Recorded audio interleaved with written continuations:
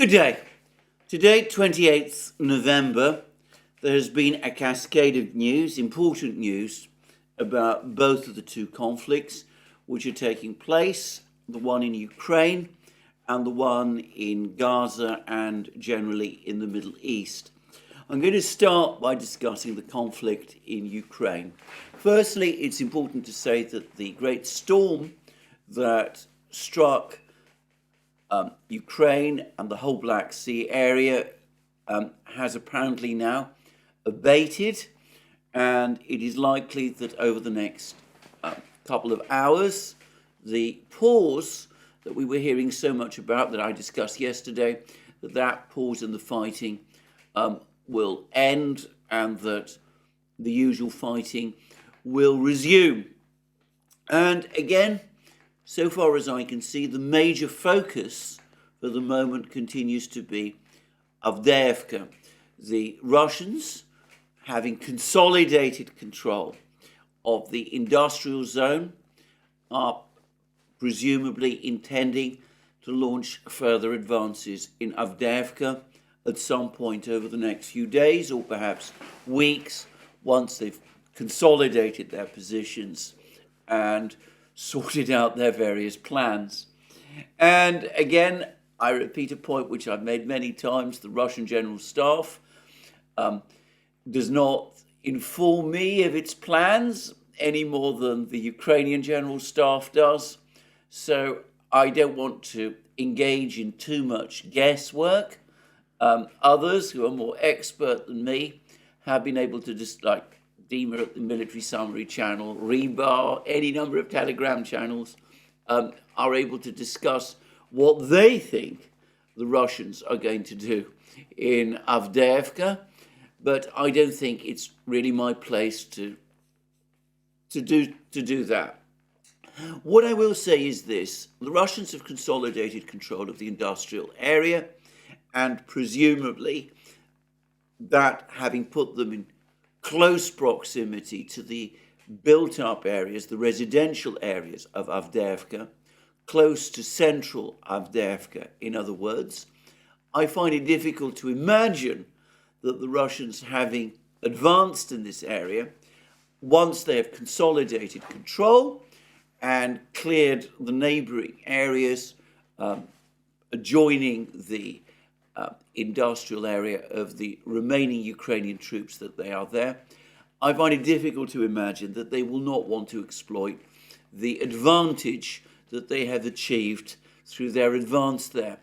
I would say that it is my understanding that this industrial area is on slightly higher ground than the rest of Avdeyevka, or that parts of it are, and presumably industrial buildings will make it possible for the Russians to overlook and see down into Ukrainian positions in the residential area of Avdeyevka, and I would have thought that this advantageous position is one that the Russians intend at some point to exploit.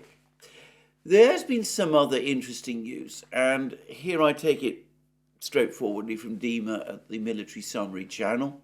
He's provided an account of fighting on the northern spur of the northern pincer of the Russian advance, the northwest spur, if you like, of this northern pincer.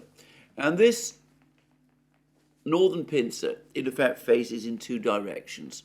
Firstly, there's one force which appears to be accumulating and which is pushing now beyond the railway, which I think everybody accepts that the Russians have now occupied large stretches of this railway to the northwest of Avdeyevka, the railway which the journalist told El País, the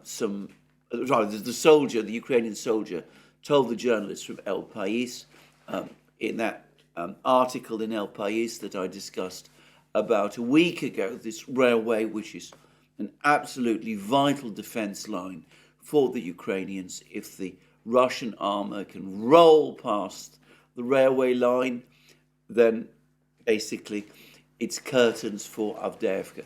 So one concentration of Russian troops faces west to the railway and beyond towards the villages of Stepovoye and Berdichi, and the other faces north towards the village of Keramik, which is where apparently large concentrations of Ukrainian artillery can be found. Now, Dima has published videos of the operations of various drones in this area, and he's made the point that the drones, these are Ukrainian drones, and in fact we got reports over the course of yesterday that with the Russians now pushing into Stepovoye and having apparently managed to transfer armoured vehicles across the railway track, that the Ukrainians launched furious counterattacks to try to hold the Russians back, to push them out of Stepovoye, to destroy these armoured vehicles that had crossed the railway. And given what the Ukrainian soldier told El País about the existential danger for Avdeyevka, if the Russians are able to push beyond the railway and start capturing places to the west of it. Anyway, it is completely understandable that the Ukrainians would be launching these furious attacks. And I actually read briefly that there was I read a report in Slavyangrad yesterday that these Ukrainian counterattacks, these intense Ukrainian counterattacks, have actually been successful up to a certain point, in that they have allegedly pushed the Russians out of Stepovoye. The Russians have had to retreat from Stepovoye. The fighting for this village is still incredibly intense. The Russians haven't consolidated their positions here properly. But anyway, we've had those reports about intense Ukrainian counterattacks. The point what Dima was making is that the Russians are apparently now busy building an electronic warfare shield around their troops in this, at the far end of this northern spur. And Dima provided examples of this, of a Ukrainian drone which is having to operate at such high altitudes as it tries to drop grenades on the Russian troops, that quite obviously it's not going to be hitting the Russian troops to any extent. So, putting all that together, the fact that the Russians have gone to all this trouble to create this umbrella, this electronic warfare umbrella over their troops in this location, that strongly suggests that it is indeed the plan, the Russian plan, once the weather fully abates, and perhaps once the ground fully hardens, to renew their offensive along this northern spur, both northward towards Keramik, pushing the artillery that is located there back, and west across the railway to Stepovoye, which maybe they've temporarily retreated from, or maybe they're still there, who's to say? Maybe through Stepovoye and beyond that to Berdichi. And also, I suspect, up the railway towards Ostyshchenie, which is another place which the Ukrainians, which is a sort of base area for the Ukrainians in the Avdeyevka area. So that all seems logical. So undoubtedly, a big Russian moves in the Avdeyevka area are coming. Now, I would say that the Ukrainian troops in Avdeyevka, the weather is becoming increasingly cold. They are, for the moment, at least those in Avdeyevka itself, and in the coke factory and in all these places, they're at least in buildings, so they're sheltered to some extent from the weather, but they are increasingly isolated, supplies reaching them through this sort of funnel or tube. Now, with the Russians on both sides, must be becoming increasingly difficult to send supplies through this funnel. And I suspect that the Russians are going to be able to intercept most of those supplies, and the physical conditions of these troops, both the ones in Avdeyevka itself and those who are trying to guard their flanks in the open fields under relentless Russian artillery and drone attacks, that the physical conditions of these soldiers is going to become increasingly hard. We had that report from Klinki a short time ago about the Ukrainian prisoners who have been captured in Klinki, all suffering from frostbite. I would not be surprised in these conditions that we're going to see a lot more of that in the Ukrainian army in the fields. So, just saying, that does seem to me to be a developing picture in Avdeyevka. But in some ways, the news from Avdeyevka has been overtaken by even more dramatic news around Bakhmut. And here, it's an increasingly bleak picture. The Ukrainians made a massive commitment last winter to the defense of Bakhmut and Solidar and all of these other places. They spent weeks denying that Solidar had been captured when it had been captured. They've never, so far as I know, formally confirmed that Bakhmut has indeed fallen, but they have implicitly done so because since the 10th of May, they've been launching counterattacks in the area of Bakhmut to try to recapture Bakhmut. But over the last few weeks, as I've discussed, the trend has gone in the other direction. And most of the Ukrainian attacks, at least the ones that were most successful since the Ukrainians went on to the attack in this area on the 10th of May, were concentrated on Bakhmut's southern flank, targeting the villages of Kleshcheyevka and Andreevka, both, by the way, small places, and also the rather bigger, more industrial village of Khromovo. Now, the Ukrainians were never able to capture Khromovo, but they did claim that they captured both Kleshcheyevka and Andreevka, and they did undoubtedly push the Russians out of these two villages, and they did definitely capture the high ground around Kleshcheyevka. Anyway, some days ago, we started to get reports that the Russians had at least reoccupied the ruins, and I do want to stress they are ruins, of Andreevka, the place which, from recollection, before the war, had a population of, less than 100 people. It's a tiny place. And Kleshcheyevka apparently remained contested. There were reports, again, a couple of days ago, weeks ago, that the Ukrainians had been pushed out of Kleshcheyevka. There were other reports that the Russians had entered Kleshcheyevka. These reports were then denied. It's clear that there was swings backwards and forwards for control of this village. By the way, this has been true for much of the summer and the autumn. During the summer and the autumn, it was the Ukrainians who were attacking. Since then, it's been the Russians who've been attacking.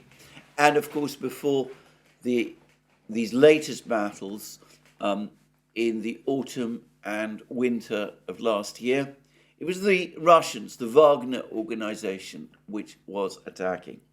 Anyway, a couple of days ago, I discussed a video, a Russian video, which showed someone in, again, the ruins of Kleshcheyevka waving a Ukrainian flag, picking up rather and waving, perhaps rather dismissively, a tattered and shot through Ukrainian flag.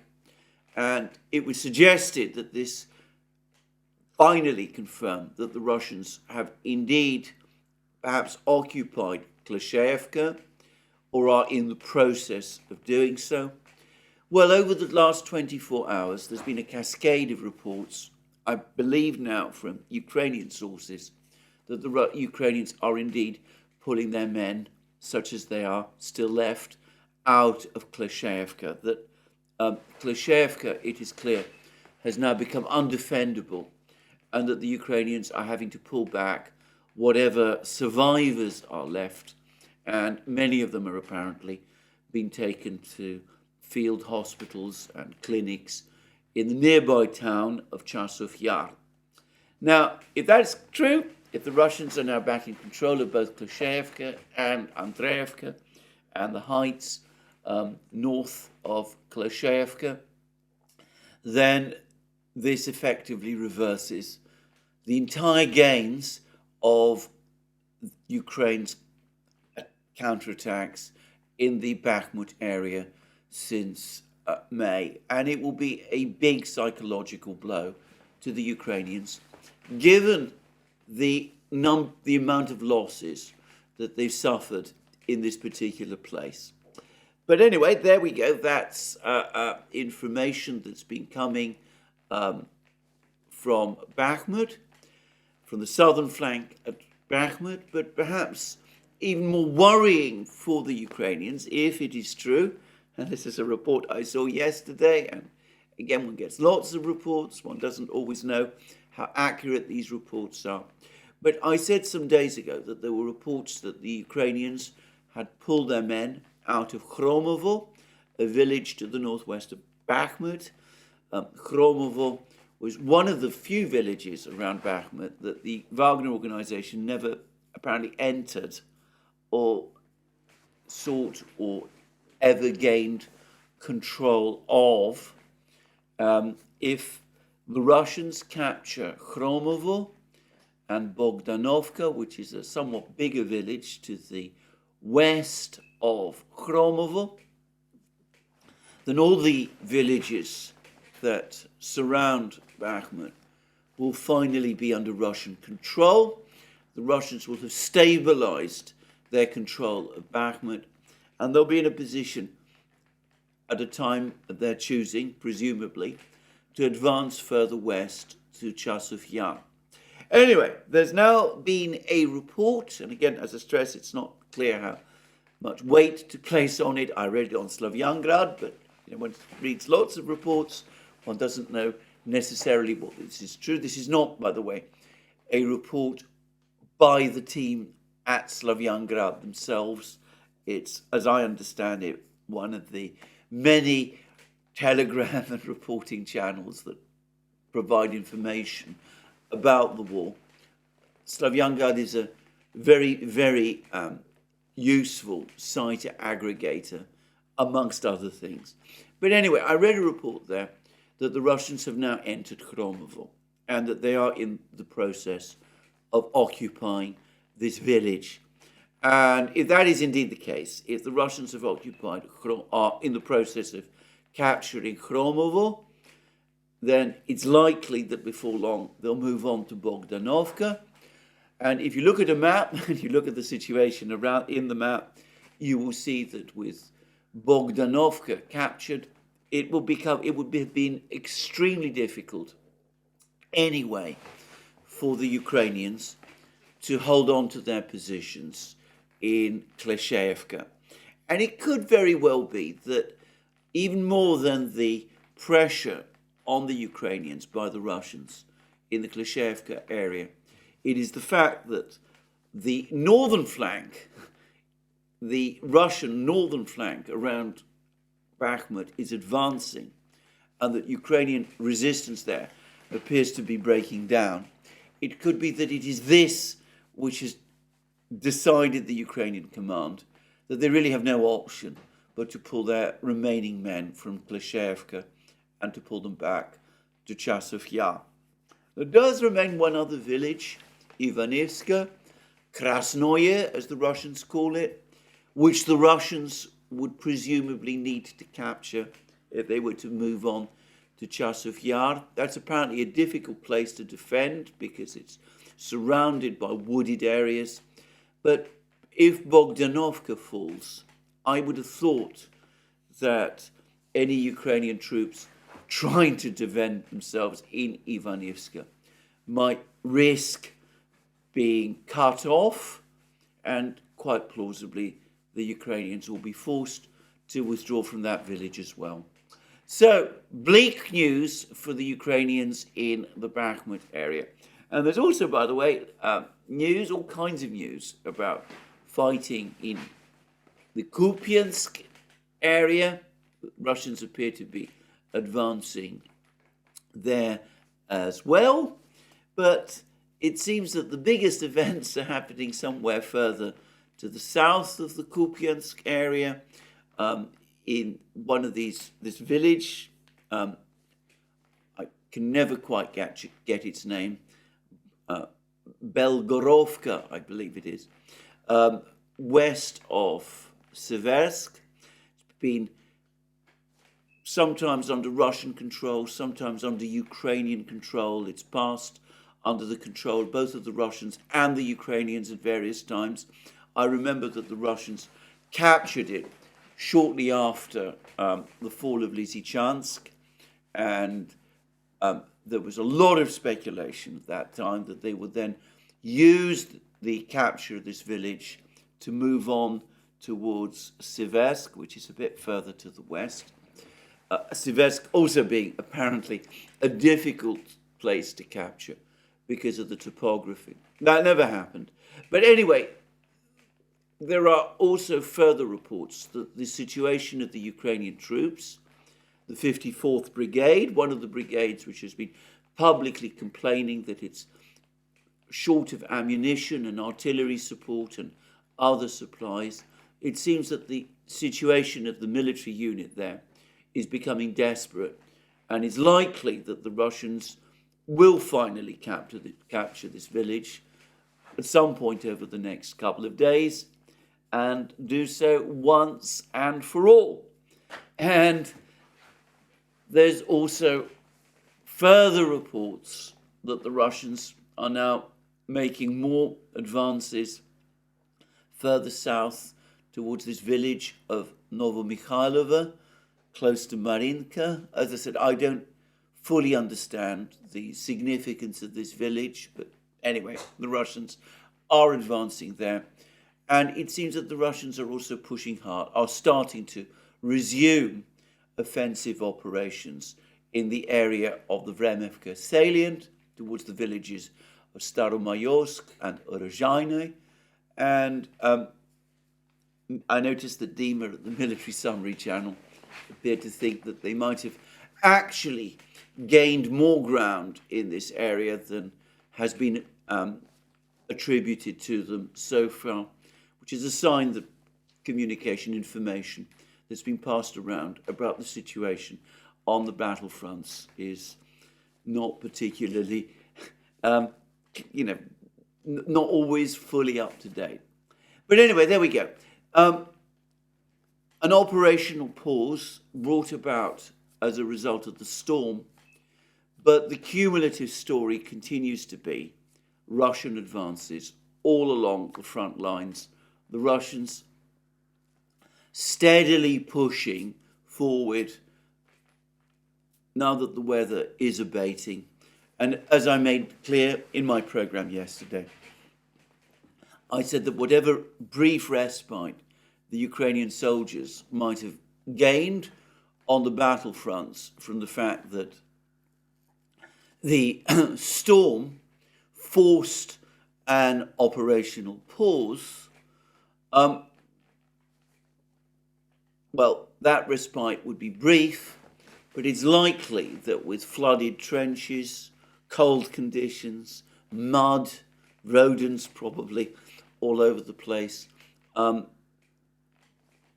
given the inadequate supplies, which everyone acknowledges, the storm will probably have made the overall condition of the Ukrainians a great deal worse. Anyway, the actual physical condition of the Ukrainian soldiers a great deal worse. Now, all of this is happening even as the power struggle in Kiev intensifies and appears to be taking an exceptionally ugly turn.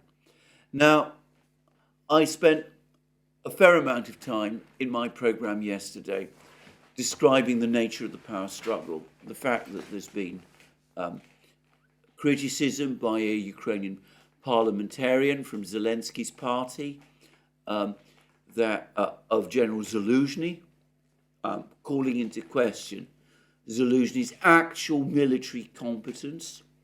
I said that people who were clearly siding with Zaluzhny responded by making veiled threats of a coup if Zaluzhny is indeed sacked. I also said that Zelensky then rushed out a statement in which he said that there were no threats, so far at least, to Zaluzhny's position. Since those exchanges, and despite those comments by Zelensky, which appeared to provide some reassurance to Zaluzhny and his supporters that he's not the target for immediate dismissal, that same parliamentarian, however, has continued to publish criticisms of Zaluzhny. And as I said, she is a member of Zelensky's party, and she's been promoted to a position in one of the important committees of the Ukrainian parliament that has an overview of defense matters. So I can't help but think that Zelensky's reassurances might have been intended to calm the situation, but that the campaign to undermine Zaluzhny's reputation amongst the Ukrainian public continues unabated. But anyway, that's some of the visible signs of the tensions there. But there's now been reports, and they are really very extraordinary reports, which, if they are true, and they're so astonishing that I have to take a deep breath, and say that I do sometimes wonder whether these reports can possibly be true. But there has been one further piece of news, which, if true, again highlights how extraordinarily intense and ugly, and dare I say, murderous, this power struggle, which is raging in Kiev, has become. Now, about 10 days ago, we had that situation where one of Zaluzhny's senior aides, his chief of staff no less, was killed after he pulled a pin out of a live grenade sent to him as a present on the occasion of his birthday. Now, we had all kinds of very odd explanations from the Ukrainian officials, the Ukrainian authorities about this incident. They've been working very hard to try to convince us that it was all some sort of mistake, an accident, which it might have been. But it does look very, very strange. And as I pointed out in previous programs, to most people, I'm sure, and I'm sure to most people in Ukraine, it looks like an assassination. And an assassination perhaps intended to convey some kind of threat or warning to Zaluzhny not to step out of line. Anyway, today we had another incident which, in its callousness maybe, perhaps even exceeds it, which is that we're now getting reports that the wife of Kirill Budanov, the chief of Ukrainian military intelligence, has been poisoned and is in hospital, and that apparently heavy metals have been found in her. It's not clear how she's been poisoned, but, and conceivably this is another accident.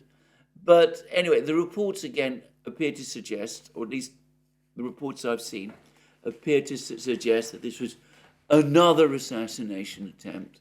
And there's even been some attempts, I understand, by parts of the Ukrainian media and some Ukrainian officials to blame this latest incident on the Russians, to suggest that it was the Russians who acted to try to poison Budanov's wife.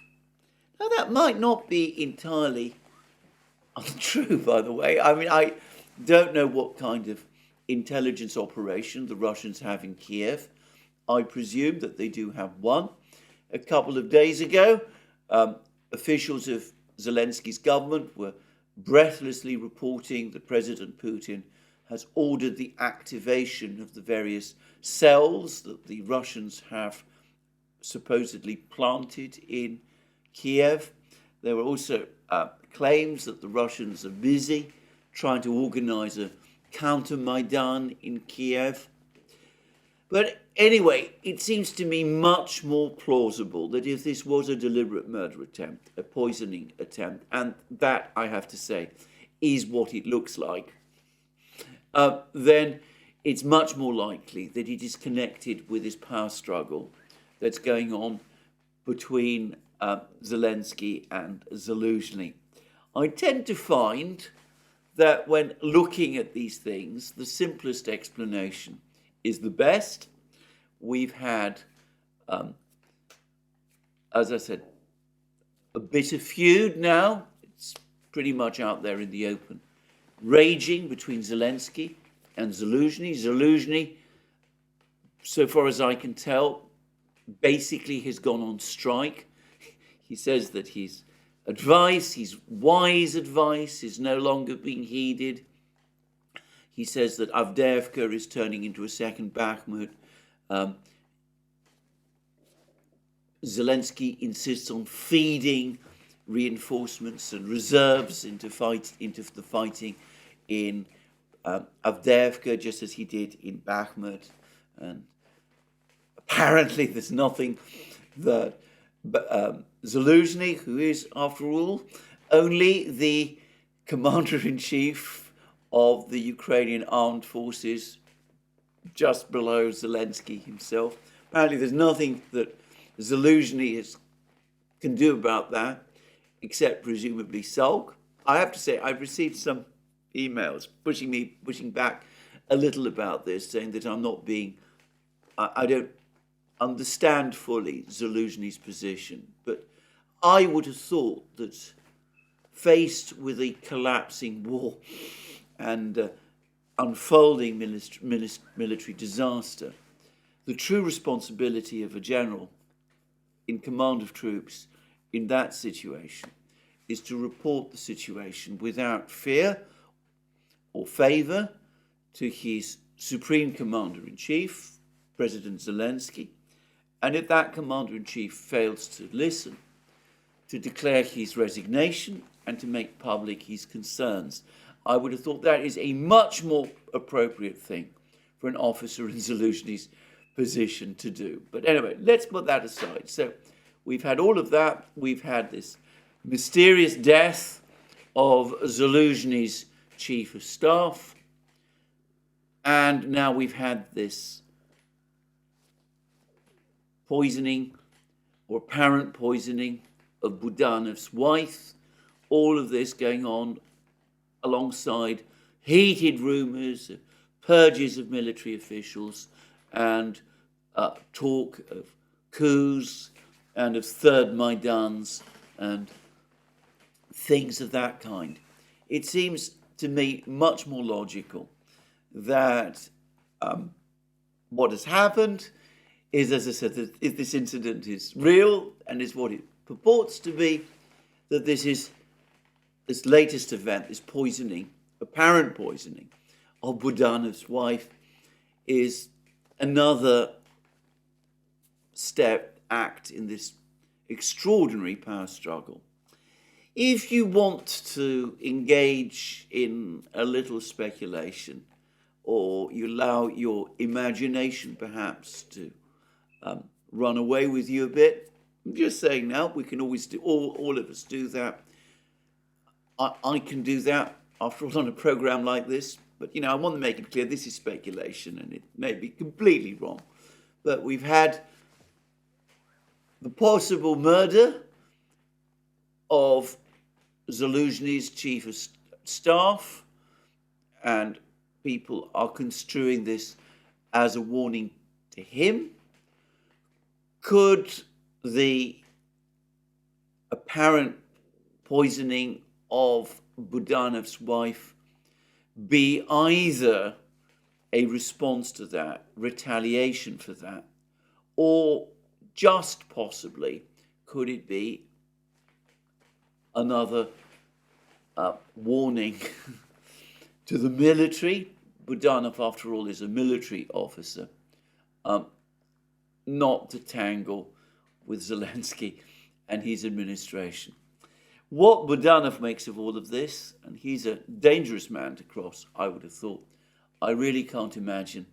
At the moment, I suspect he's principally worried for his wife. Anyway, there we are. Now, my colleague and friend, Alex Christoforou, has been making what I think is an entirely valid point on the various programs that he's been doing on his channel, which is that the most important battle underway in Ukraine at the moment by far is Avdeyevka. Now, I said in my various programs that at the moment we have in this power struggle that is raging in Kiev a situation to which Greeks, which of course I am a Greek, which Greeks call stasis, a situation where neither side is able to move. Zelensky cannot sack Zaluzhny because Zaluzhny has the backing of the military and is a much more popular figure in the country than Zelensky himself. Zaluzhny himself cannot force Zelensky's ouster because Zelensky is the constitutional president of Ukraine. There probably isn't support in Ukraine and amongst the Western powers for an outright coup by the military to remove Zelensky, and it's probably also the case that there would be a certain amount of civilian opposition to a straightforward takeover by the military in Ukraine itself. So for the moment, we have stasis. We have a condition of stasis. It's when two opposite forces collide with each other and neither can prevail over the other. It's a very old concept. It goes back to ancient Greece. It described situations in Greek city-states, political crises in Greek city-states that could eventually spiral into civil war. Just saying. Now, if Avdeyevka falls, when Avdeyevka falls, given how important Avdeyevka has become, not just in military strategic terms, but also in symbolic and political terms, it is highly possible, in fact, it is very likely, that this period of stasis will end, or rather break down. It all depends on who is able to blame the fall of Avdeyevka more successfully on the other. It could be that Zelensky's people would say that this is all Zaluzhny's fault. He's not made the proper precautions. He's not taken the correct steps to ensure that Avdeyevka did not fall. There have been reports that there are now shortages of mines and other things, and that's not just in Avdeyevka, but all across the battlefronts. And one can see that the political leadership in Kiev, Zelensky's people, these commentaries about Zelensky's inadequacies, that they all cumulatively point to the failure of Zelensky as a military leader, and that they're intended to prepare the ground, the people of Ukraine, for Zelensky's dismissal. And it could be that Avdeyevka's fall will bring all that to a head and will enable Zelensky once and for all to sack Zelensky. That's one possibility. The other possibility is that Zelensky's covert campaign, which has been underway for over a year, blaming every reverse on Zelensky, all these reports about Zelensky being this messianic, delusional figure who gives these illogical and irrational orders, that all of that is true. The Ukrainians still, according to the Russians, have concentrated large numbers of troops near Gorlovka. The Ukrainians military apparently previously said that Gorlovka was beyond the Ukrainian army's ability to capture. The Ukrainians are still bashing their head trying to capture Gorlovka. The Ukrainian military disobeyed Zelensky's orders to attack Gorlovka. But recently they've accepted these orders and have done that. And it could be that this is partly intended to discredit Zelensky, that it is Zelensky who is imposing these irrational orders on the Ukrainian troops, that he insisted on this attack on Gorlovka. He got this attack on Gorlovka. The attack has failed. It's achieved nothing, just like the advance across the Dnieper River has achieved nothing. The men in Krinky are surrounded and being bombed and shelled and are suffering from frostbite. And all the fault for everything that's gone wrong on the battlefronts is down to him. And at that point, perhaps there will be threats that he should resign. And I discussed yesterday the question of Ukrainian losses. And of course, in a kind of power struggle like this, one can see that this might be the ace that somebody might decide to play, the ace of spades card that somebody in a power struggle might decide to play. They might suddenly reveal what the actual losses that Ukraine has suffered really are. It might be Zelensky, intended to discredit Zelensky because of Zelensky's irrational orders, his insistence on defending every millimeter of Ukrainian territory regardless of cost, and of attacking all the time, even in impossible locations like Gorlovka. Or it could be that it'll be Zelensky who publishes this information directly after the fall of Avdeyevka in order to discredit Zelensky, the commander who presided over the mass deaths of Ukrainian soldiers.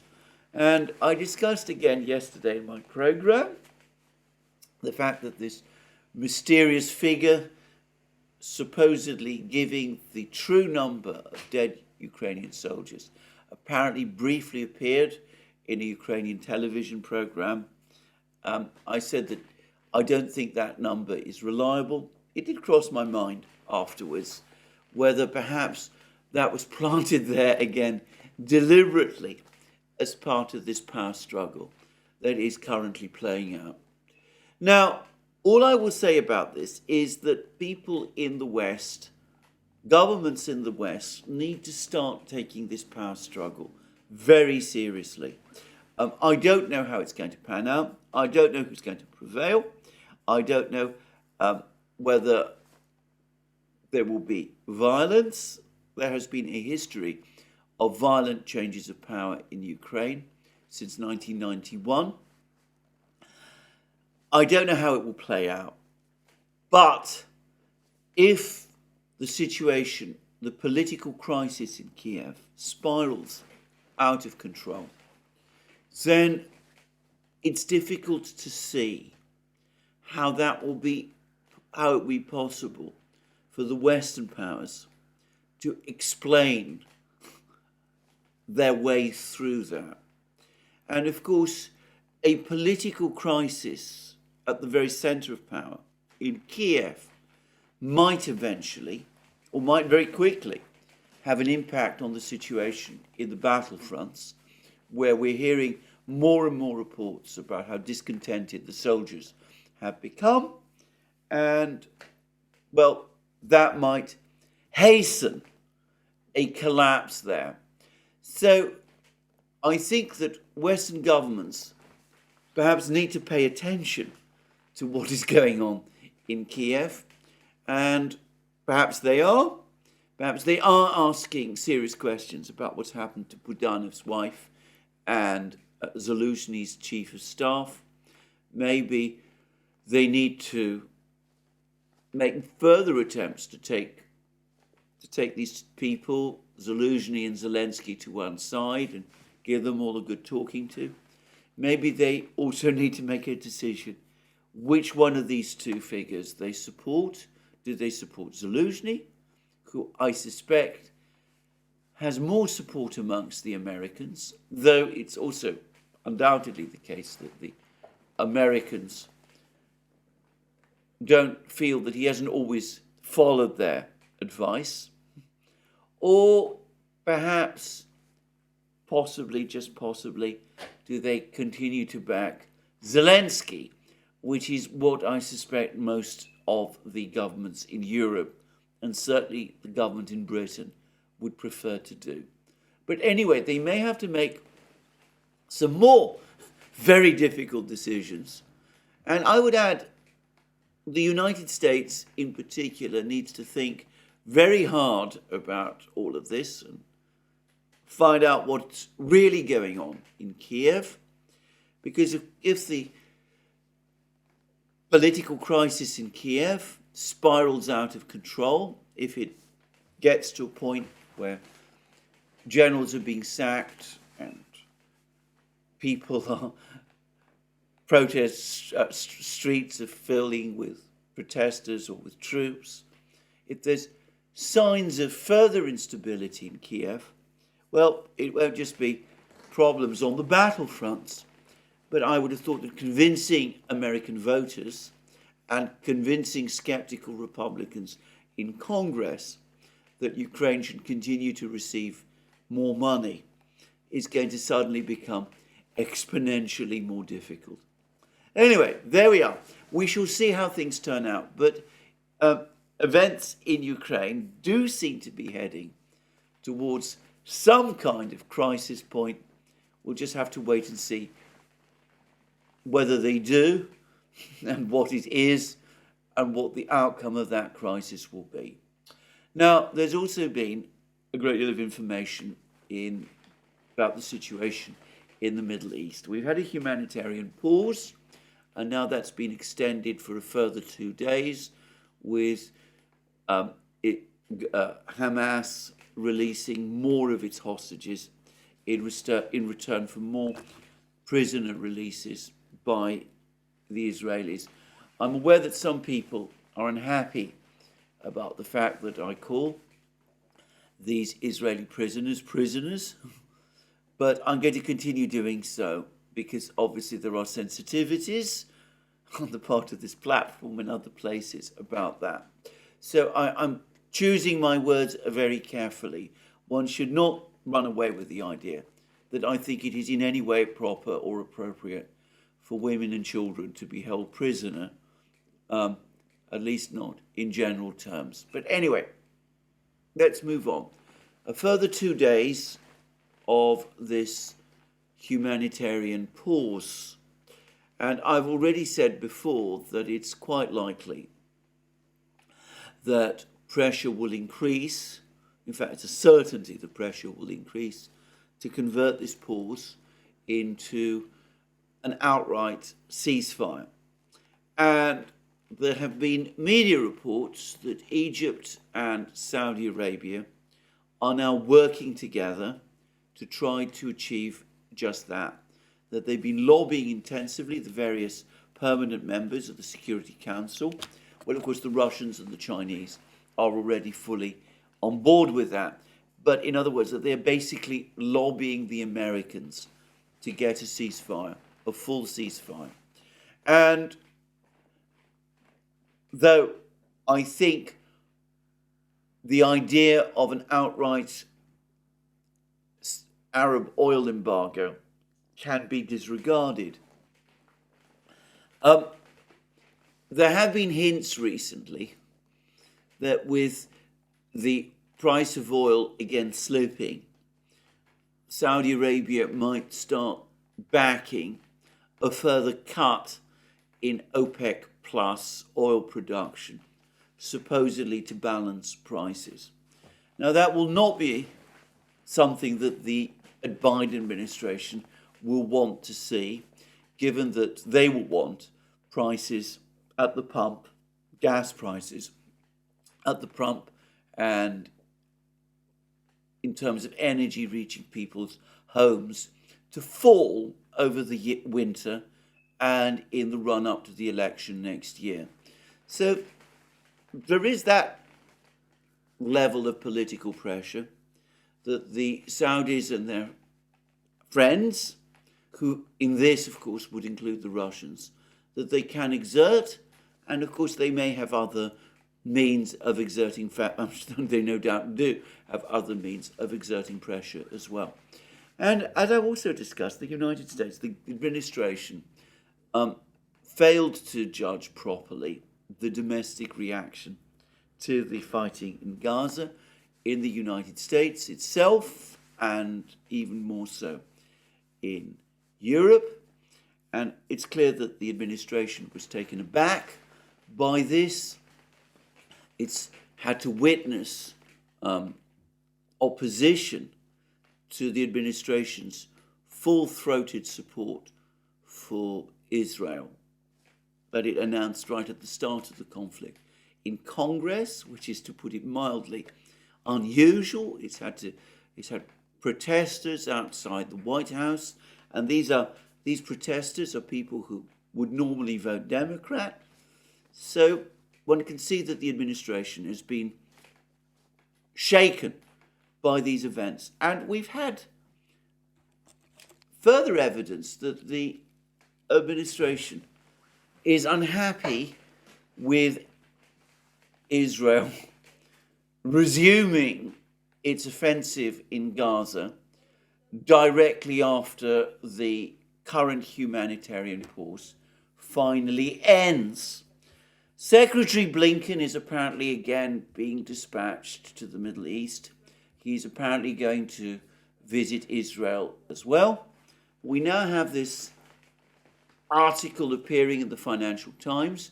US warns Israel on southern Gaza offensive. White House officials urge restraint in planned assault on South Gaza ahead of Middle East visit by US Secretary of State.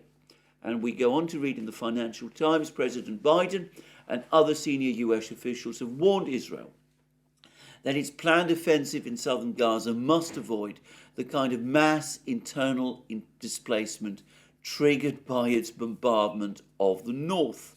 According to a senior administration official, someone from the US government, Secretary of State Antony Blinken, and one wonders whether the senior administration official is Blinken, by the way, but anyway, and Secretary of State Antony Blinken will press for protection for Gaza civilians and called for more aid to be delivered to the Strip on an expected visit to Israel, the West Bank, and the UAE this week.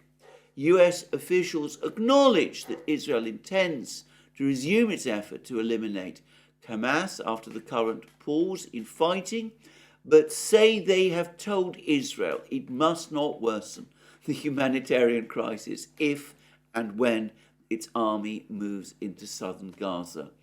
And we are then told Israeli officials have been receptive to the US concerns, the senior administration official said on Monday. There is an understanding that a different type of campaign has to be conducted in the south than was conducted in the north. And then we go on to read, the United States will maintain its support for Israel's goal of destroying Hamas, but also continue urging the Israeli Defense Forces to avoid civilian casualties. The manner of the campaign, this is now a direct quote, has to be extremely carefully thought through, said this official is quoted as saying, adding that humanitarian sites, hospitals, power stations, water networks and other facilities, including the UN-supported shelters throughout central Gaza, should be protected. Note that hospitals is included in that list. And that is from the Financial Times. Now, I cannot understand, I simply cannot see how it would be possible to conduct a military operation in southern Gaza intended to destroy Hamas there. And by the way, I'm far from convinced that Hamas's structures, political structures in northern Gaza have been destroyed. But I cannot myself see how this military offensive can be conducted without similar levels of destruction in the south as we have seen in the north. I go back to what Lieutenant Colonel Daniel Davis said in that podcast that I did with him, well, that program that I did with him on X Spaces with David Sachs and Elon Musk. My impression of what Lieutenant Colonel Davis said is that urban warfare is extremely difficult, and that if one undertakes it in a built-up area which is still inhabited, deaths amongst civilians are unavoidable. And in fact, the Financial Times goes on to say that the Palestinian authorities say that at least 14,800 people in Gaza, mostly women and children, have been killed since Israel launched its military response. And I read very emotional, understandably emotional, and distressed articles, even in places like The Guardian, discussing the deaths of these civilians, of all of these women and children, which of course have been seen all around the world. So, given that the administration really doesn't want to see that happen again, it understands the enormous political damage, how can it realistically agree to another a continuation of Israel's offensive? Now, I don't know what is going to happen. And despite the claims from this senior US administration official that all is well between Israel and the United States, each understands well the thinking of the other, I myself cannot believe that the tensions between the Israelis and the Americans aren't growing. And we get some hints of this. There's been an absolutely furious article about the situation in the Daily Telegraph from our old friend, Colonel Richard Kemp. I'm not going to read it. Suffice to say that Colonel Kemp is a fervid supporter of Israel, and as is, by the way, the Daily Telegraph. And as I get the impression, the British government and the British establishment basically are. And I suspect also that they're pretty close to the thinking of the current Israeli government and perhaps share views and opinions. And I'm not saying that this is necessarily the case, but I would not be surprised if the anger in this article reflects feeling, the actual feeling of some people in the Israeli government. Anyway, the article, let's start, I'm not going to read it all, but the article by Richard Kemp starts with the words, duplicitous Joe Biden is forcing an Israeli surrender. Double-dealing approach has been exposed. On one hand, appearing to back Israel while on the other working to undermine it. And then it's furiously goes on to say, Joe Biden is no friend of Israel. That Joe Biden himself would probably be astonished to hear that. His constant appeasement of Tehran and blatant distancing from Jerusalem, even refusing to invite Netanyahu to the White House, as well as his feeble response to Iranian-sponsored attacks against US forces in the region, have only weakened the Israeli government's hand in fighting terrorism. His dispatch of 2 carrier strike groups to the region to deter Iran was recognition that these blunders had brought the Middle East towards a much wider conflict. It was also an effort to restrain Israel from taking the law into its own hands against Iran and its proxies by trying to give the impression that the US was ready to do the dirty work if needed. Some hope of that. By the way, note the extraordinary cavalier comment, Israel taking the law into its own hands. Is that what US allies, Western allies are supposed to do? Is that what the rules-based international order is all about? The answer is, of course, it is. But anyway, that's a discussion for another day. I am, as I said, fairly sure that this represents feeling within the Israeli government and within the Israeli cabinet and on the part of probably Prime Minister Netanyahu himself. They were given the impression when Biden himself visited Israel right at the start of this crisis that they had the green light to do what they needed to do in Gaza. They launched their operation there, and now they find that the United States is doubling and tripling and calling for restraint because the administration, President Biden, Blinken, Sullivan, and the other people around him misjudged badly the international reaction. Now, I don't know how this is all going to play out, whether, in fact, we are going to get a swift ceasefire. I suspect that we still have some way to go before that happens. But it does seem to me that the march towards a ceasefire is inexorable. And unless, to return to the topic, unless Hamas is physically destroyed, and that objective so far has not been achieved, and perhaps is unachievable in Gaza, at least within any acceptable time period. Unless Hamas is destroyed, it will be possible for Hamas to claim that it has achieved a political victory. Now, when we get that ceasefire, we might also, of course, and this is, I think, becoming increasingly plausible, see Arab and other peacekeepers from the BRICS and the Global South entering Gaza as well. And, of course, if that happens, if the pressure is such that the Israelis find themselves pushed to accept that, I cannot imagine that the Israelis will be happy.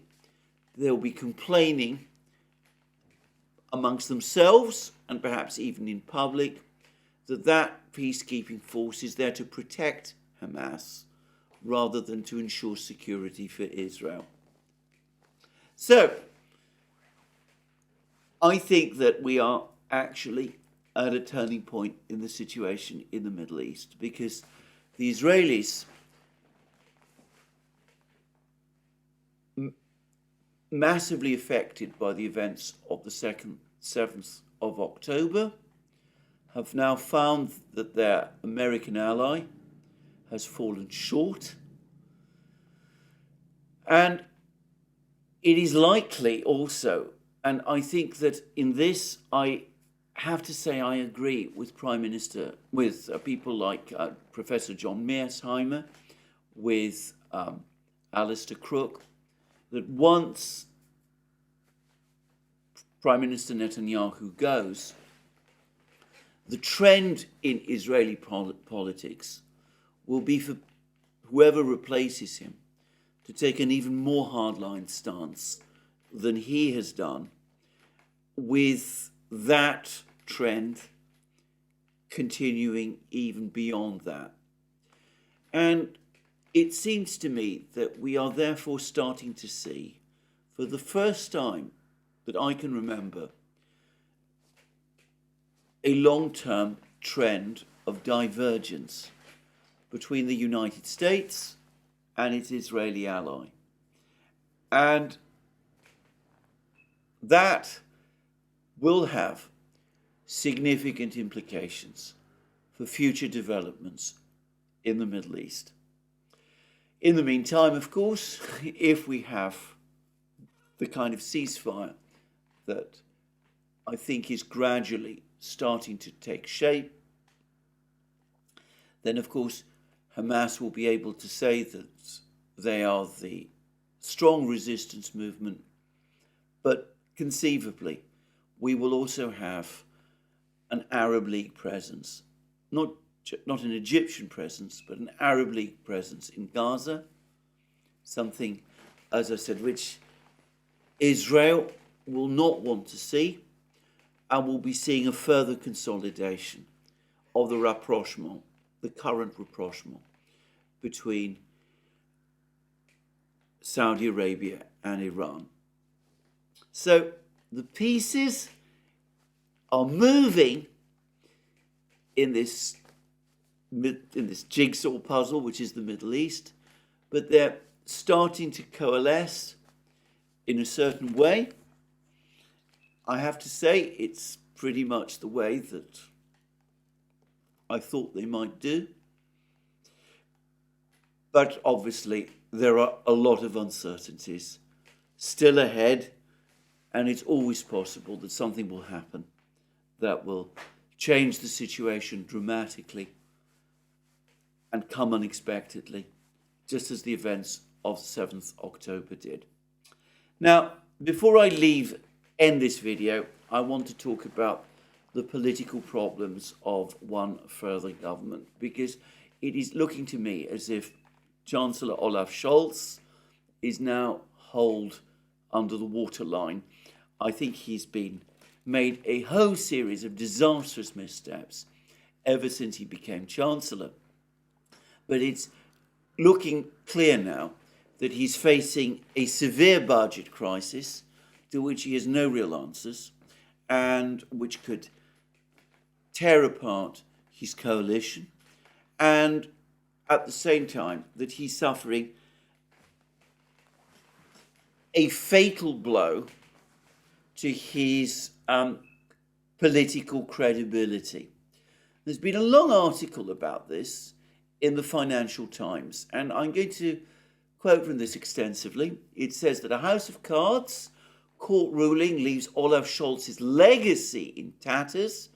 The German Chancellor's reputation takes a blow after a system he helped design is struck down by constitutional judges. And then the article goes on to say they were called the bazooka, the kaboom, and the double kaboom at the unprecedented crisis-fighting spending programs of recent years that Olaf Scholz hoped would seal his place in German post-war history. But now the Chancellor risks entering the annals for another reason altogether, an accounting trick that the German top court has struck down as illegal, opening a 60 billion euro hole in the country's public finances.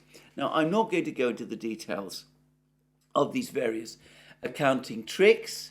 Suffice to say that the German Constitutional Court in Karlsruhe has said that these are clearly unconstitutional and illegal, and they were all apparently devised by Olaf Scholz First, when he was finance minister during the time of the pandemic in Angela Merkel's government, but also subsequently following the crisis in Ukraine, when Germany needed funds urgently to support German businesses that are facing this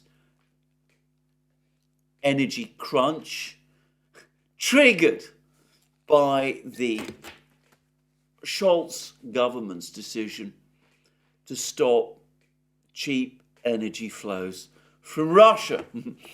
Anyway, the article then goes on to say that spending would, these tax dodges, these budget maneuvers,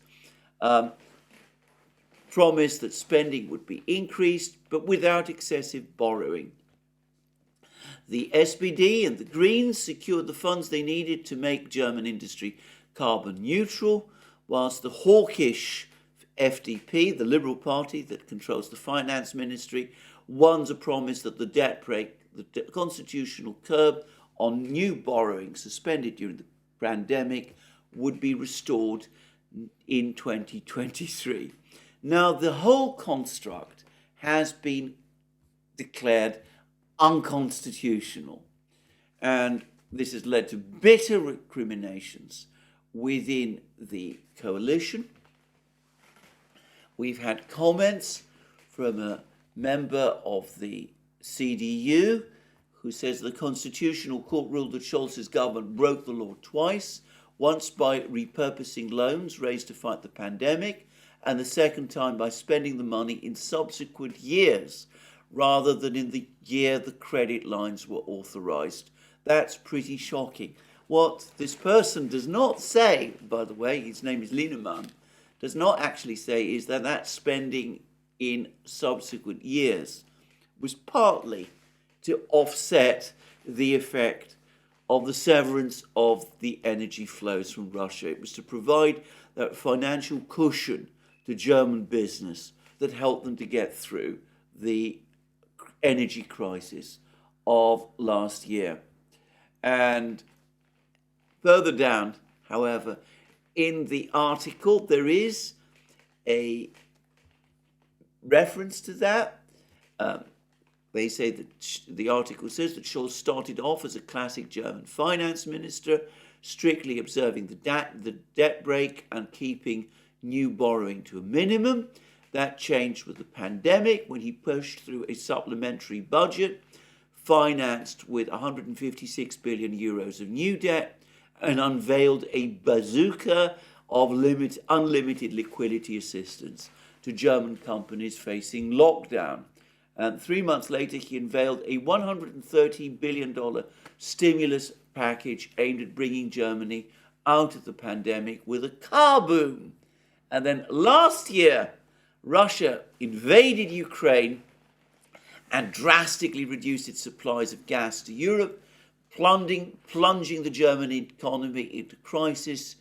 Scholz, by then Chancellor, launched his new program, dubbed the Double Car Boom, and it involved taking a fund created during the pandemic to bail out struggling companies, the European Economic Stabilization Fund, endowing it with 200 billion euros in credit lines and using it to subsidize electricity and gas prices for companies and consumers. And of course, the Constitutional Court has now come and said that all this is unconstitutional. We're told that this violated a basic principle that borrowing capacity has to be used in the year it is approved for.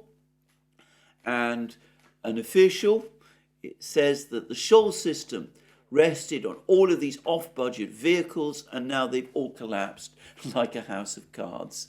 And the Financial Times article says that many in Germany see the court's verdict as a turning point. It calls time on a form of housekeeping that accommodated ever more spending and just got out of control, muddling through with the help of accounting tricks, struck such deep roots that in Berlin it was considered a customary right. Olaf Scholz has been instrumental in it. And Stern magazine has gone on to say the Scholz principle is history. And then the Financial Times tells us that it is, for Scholz himself, it is a deeply humiliating setback, and his reputation is now in tatters. And we're told that in a hypothetical direct election for Chancellor, only 20% would pick Scholz, as against 60% who would pick Angela Merkel, would want Angela Merkel to come back. So, there we are, a massive political crisis apparently brewing in Germany, because putting aside the colossal damage that has been done to Scholz's reputation, how is he now going to plug this 60 billion euro hole in his budget? He can do it by raising taxes, which would be unpopular. He can do it by cutting spending, which would be even more unpopular. And of course, cutting spending would be unpopular with the Greens and with people in the SPD. But keeping up spending and raising taxes would be also probably unacceptable to the Free Democrats who control the finance ministry. I don't know what Scholz is going to do. It looks as if budget manoeuvres of the kind that he's been indulging in now have lost their shelf life, and it looks like his own reputation, as I said, is holed under the waterline. It could be that Germany is now going to find itself in a protracted political crisis in Germany because of the constitutional arrangements. These sort of crises can be difficult to solve. But there we are. I will just finish briefly by pointing to an article by a journalist in Die Zeit, which has now appeared in The Guardian, which does look as if it's intended in some ways to defend Scholz's position. And I have to say, it's an article full of self-pity. It says that all of these crises, and as I think I've shown, the budget crisis, which is pulling Scholz down, is to a great extent a product of his policies in terms of the conflict in Ukraine. A conflict, by the way, which he could have prevented. He could have backed the Minsk agreement, but of course he chose not to. And he could have prevented that crisis. But he didn't. And Germany is landed with the bill, and the accounting tricks that he used to cover the cost are unconstitutional. So we have this statement in this article. Germany's foreign policy establishment has suffered a deep shock after last year's realization that Russia could not be appeased by diplomatic overtures, pipeline deals, and change through trade. Germans had been told they were surrounded by friends, as Helmut Kohl put it. They woke up ill-equipped to face a world of sworn enemies. Russia pulverized decades of German Ostpolitik when it attacked Ukraine, and with it the European post-war order. And Germany had pushed for diplomacy to deal with Iran's nuclear and regional ambitions. Germany was a major sponsor of the JCPOA with Iran, and allegedly they were all betrayed by Iran when Hamas attacked Israel on the 7th of October, putting aside the fact that Germany had nothing, that it's now generally acknowledged that Iran was not involved in that attack. So we can see the self-pity, but self-pity doesn't solve your problems, and it will be very interesting to see what Chancellor Scholz does, or perhaps more accurately, it will be very interesting to see how the current German government, how long it can survive. Note that most Germans faced with this crisis appear now to want Angela Merkel back. At least she kept things stable, something which Scholz has catastrophically failed to do. Of course, there is no going back for Germany to the Merkel era, and the sooner people in Germany understand it, the better for them it will be. Tomorrow in my program, I'm going to discuss briefly another important piece of news, at least I consider it important, which is an article in Reuters in which the British try to divert blame away from themselves for the collapse of the negotiations between Ukraine and Russia, which Boris Johnson torpedoed last year. The British no doubt can see the writing on the wall, and they can also no doubt sense that fingers are going to soon be pointing at them, and there is an article therefore in Reuters which attempts to shift the blame for the failure to agree a peace last year on Vladimir Putin, whom else, but not, of course, on the British. This is a difficult subject, an emotional subject for me as a British citizen, so I will discuss it more fully in tomorrow's programme.